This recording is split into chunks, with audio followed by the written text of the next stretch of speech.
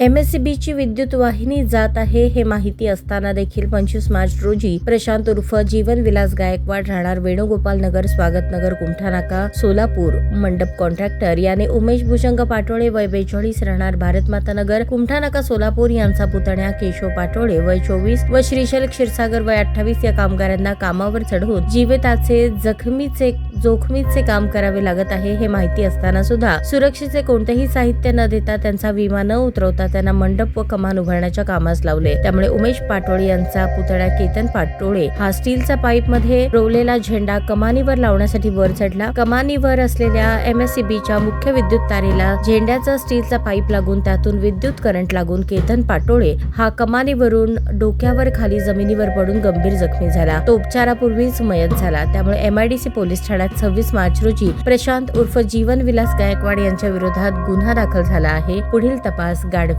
करत आहेत।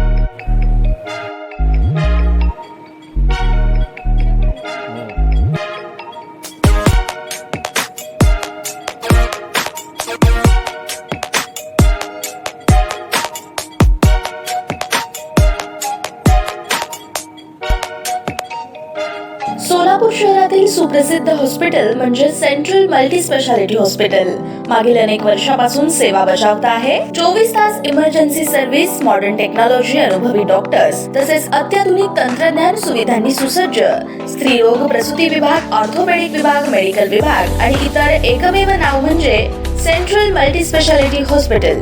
पत्ता गणेशपेठ शॉपिंग सेंटर, मंगळवार बाजार, सोलापूर।